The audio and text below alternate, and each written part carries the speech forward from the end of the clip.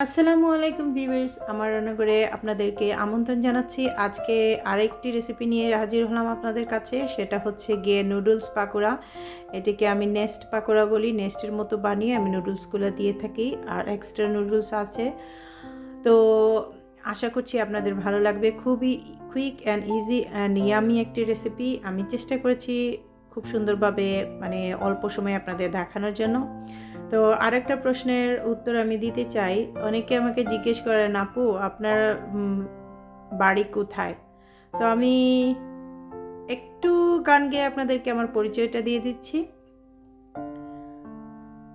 সুরমা গাঙ্গর ফারো বাড়ি, সাজো লালর উত্তর সুরি, দেশ বিদেশে বেটাগিরি, আমরা হক্কল সিলটি, আমরা হক্কল সিলটি, আমরা হক্কল সিলটি, আমরা হক্কল সিলটি।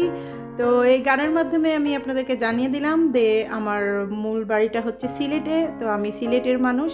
তো আশা করি আমার ভুল ত্রুটিগুলা, কথা বলার সময় ভুল ত্রুটিগুলা হলে আপনারা ক্ষমা সুন্দর দৃষ্টিতে দেখবেন। তো চলুন আমরা প্রসেসে চলে যাই। নুডলস পাকোড়ার জন্য আমাদের লাগছে 1 প্যাকেট নুডলস, আর এখানে আমি নিয়েছি টমেটো অর্ধেকটা, পেঁয়াজ ছোটো একটা কুচি করে নিয়েছি, তারপর ধনেপাতা কুচি, কাঁচামরিচ কুচি, এগুলো আলাদা বোলে রাখতে হবে। আরেকটি বোলে আমি এখানে কর্নফ্লাওয়ার নিয়েছি 3 টেবিল চামচ, ময়দা নিয়েছি আধা টেবিল চামচ, এখানে জিরা গুঁড়া নিয়েছি চামচের আধা চা চামচ, আর ধনে গুঁড়া আধা চা চামচ, আর 5 ফোড়ন নিয়েছি গুঁড়া আমি চামচের 4 ভাগের 1 ভাগ। তো সবগুলোকে আমরা মিশিয়ে নেব। লবণ দিয়েছি আমি আধা চা চামচ। তো এখানে আমরা আগে নুডলসটা রেডি করে নেব, নর্মালভাবে যেভাবে আমরা পানিতে ফুটিয়ে নুডলসটা রেডি করি সেভাবে রেডি। যখন একবারে পানিটা একেবারে শুকিয়ে যাবে তখন নুডলসটা আমরা এই মিশ্রণে ঢেলে দেব। ঢেলে দিয়ে আমরা এটাকে ভালো করে মিশিয়ে নেব। যেহেতু এটা গরম তাই আমি চামচের সাহায্যে এটাকে ভালো করে মিশিয়ে নিচ্ছি। এখন আমাদের যখন নুডলসটা ভালো করে মিশানো হয়ে যাবে কর্নফ্লাওয়ারের মিশ্রণের সাথে, এই মিশ্রণটাকে আমরা আমাদের যে কেটে রেখেছিলাম টমেটো, কাঁচামরিচ, ধনেপাতা, সেটার সাথে হাতের সাহায্যে ভালো করে মিশিয়ে নেব। আমার হাতটা কিন্তু ভালো করে ধোয়া আছে, তো আপনারা ভালো করে মিশিয়ে নেবেন।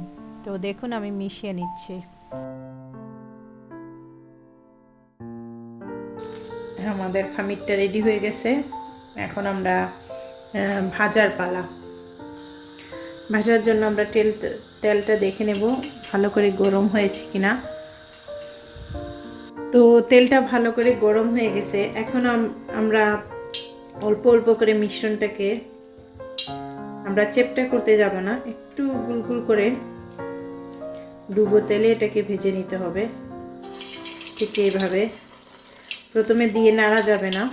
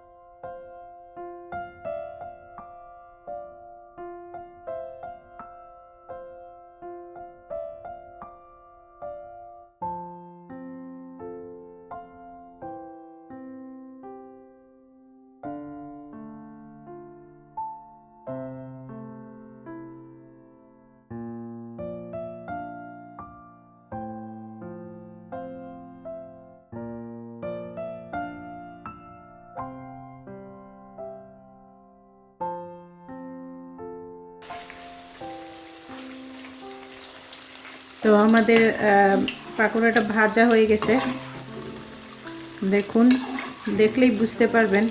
এটা যখন চাপ দিবেন তখন এটা ফুলে উঠবে আবারও। তো আমাদের পাকোড়াটা রেডি। আমি এখন এগুলা নামিয়ে নিচ্ছি।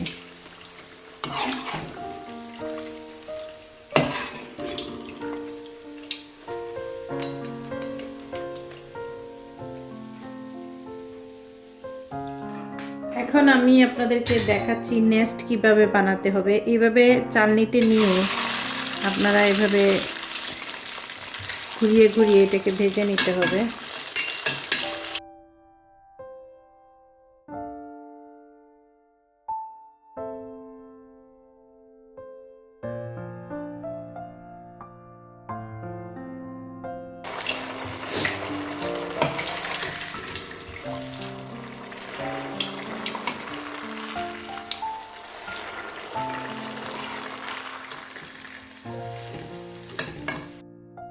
তো আপুরা, আমাদের নেস্ট মানে নুডলস পাকোড়াটা তৈরি হয়ে গেছে, সাথে আমি একটা নেস্টও তৈরি করেছি। তো দেখুন নেস্টটা। তো আপনাদের যদি চালনি ফাঁকা ফাঁকা চালনি থাকে সেটাতে সুন্দর হয়, তো আমি জালিতে করেছি। তো আপনারা চাইলে ওই ফাঁকা ফাঁকা থাকলে ওই জালি দিয়ে করতে পারেন, যেটা অনেকটা গ্যাপ থাকে। তো আমি এটাকে সাজানোর জন্য প্রথমে নেস্টের উপর কিছুটা টমেটো কেচাপ দিয়ে দিলাম। তারপর একে একে আমি এটাতে দিয়ে দেব যে পাকোড়াগুলা, সেগুলা 3টা অথবা 4টা আপনাদের রুচি অনুযায়ী, ডিজাইন অনুযায়ী আপনারা তৈরি করতে পারেন। তো এইভাবে নেস্টটা সাজিয়ে দিলে অনেকেরই সুন্দর লাগে পরিবেশন করতে। আপনারা চাইলে সালাদ সহ ইউজ করতে পারেন। আমি আজকে সালাদ দেইনি, আপনারা চাইলে সালাদও ইউজ করতে পারেন। তো আমরা এটাকে পরিবেশন করব। পরিবেশনের জন্য আমি আরেকটা প্লেটে এগুলাকে ট্রান্সফার করে নেব। সো আপুরা, আমি একটু চওড়া একটা প্লেট নিয়েছি, সেখানে আমি পাকোড়াগুলো সাজিয়ে নিয়েছি। এখানে আমার প্রায় 8 পিস পাকোড়া হয়েছে। যদি আমি নেস্টটা তৈরি না করতাম তাহলে আরও 2টা পাকোড়া, সর্বমোট 10টা পাকোড়া হতো 1 প্যাকেট নুডলস দিয়ে। তো আশা করছি আজকের রেসিপিটা আপনাদের ভালো লেগেছে, আর অবশ্যই জানাবেন কেমন হলো, আর কমেন্ট দিয়ে আর লাইক দিয়ে উৎসাহিত করবেন। আর যদি ভালো লাগে অবশ্যই সাবস্ক্রাইব করবেন, আর বেল বাটনটা চাপ দিতে কিন্তু ভুলবেন না। তো কোনো রিকোয়েস্ট থাকলে অবশ্যই আমাকে জানাবেন। আর সবাই ভালো থাকুন। আল্লাহ হাফেজ।